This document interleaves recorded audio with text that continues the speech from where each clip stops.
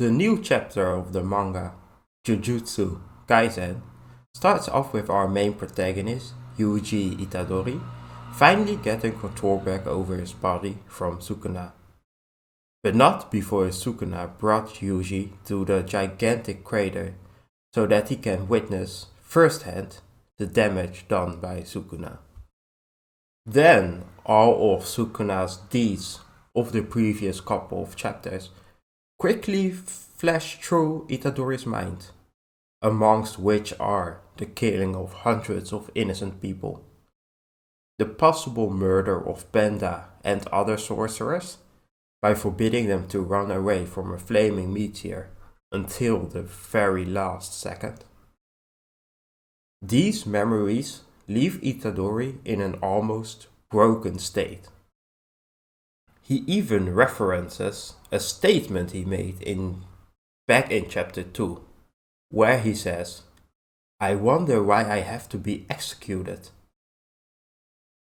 Wondering why they have to execute him, Yuji Itadori, who is virtually innocent, for the small reason of having eaten one of Sukuna's fingers.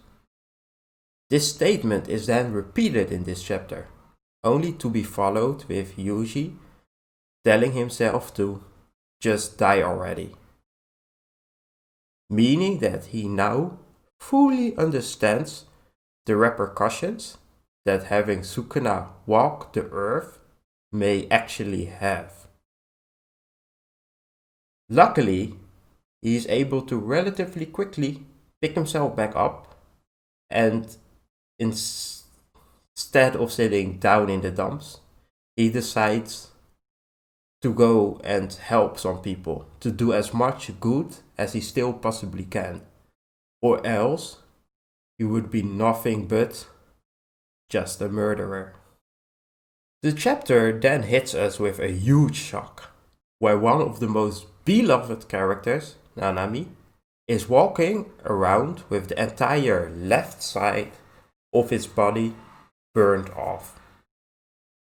And wow, this hit hard. Because even though he was still walking, the inevitable death flag was too large to ignore. He then fights off some cursed spirits, or more likely some of Mahito's disfigured humans, while thinking about his life after being a Jujutsu sorcerer, or rather, what his life could have been like if he just had stayed retired instead of returned to Jujutsu sorcery. So, in short, he simply thought of his regrets. We can see that he is already pretty far gone from the fact that he almost forgets what he is currently doing. Or even if his comrades, amongst who are Maki and now Bito Zenin, are even safe or still alive. Then Mahito appears before him, who has been watching him since the very beginning, but who Nanami was not able to notice given the state that he's in. Then a part in the chapter happens about which the fanbase had a lot of questions and discussion following the chapter. Nanami's subconscious, in the form of his previous partner Yu Haibara, points towards Yuji. After Nanami then looks at Yuji, he says internally, or simply in his head, that he can't say that to him. He then leaves Itadori with the word, "You've got it from here instead." From my perspective, the words he couldn't tell Yuji were something along the lines of, "I came back to Jujutsu sorcery for, or rather, because of you." My thought process goes as follows, so bear with me. On page 14, Nanami asks his deceased partner Haibara why he, or he, Nanami, came back. Why Nanami thus returned to Jujutsu sorcery. He then mentions that even though he ran away, he returned because of the vague reason of finding the work worthwhile, which hints at the fact that Nanami doesn't consider this to be a valid nor the real reason for his return. Immediately after this, his subconscious, in the form of Haibara, points at Yuji, as if to answer Nanami's question. Then he says that that's not right.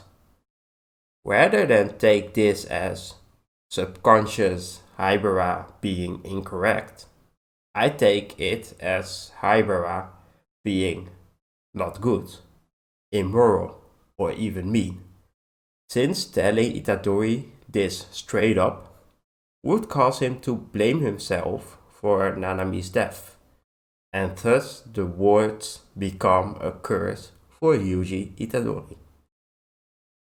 It's kind of like how we all sometimes have these intrusive thoughts that we would never act upon since, well, we're all very kind and well adjusted human beings. Stuff like suddenly thinking about how ugly one of your best friends is, or how big the nose of your sister or brother is. Random stuff like that. Thoughts originating not from emotion or you as a person, but rather from your own mind, just logically putting two and two together and resulting in, if Itadori never ate Sukuna's finger, Nanami would have never been called back into duty. Finally, the chapter ends in a very non-shounen-esque way with the death of one of the most beloved characters in the series. Rest in peace, Nanami. You deserve your rest. So now, just as Nanami said to Itadori, Yuji, you've got it from here. Finally, the chapter ends with, of course, our boy Itadori flying into a blind rage and finally getting his rematch with Mahito. Curious to see how that goes.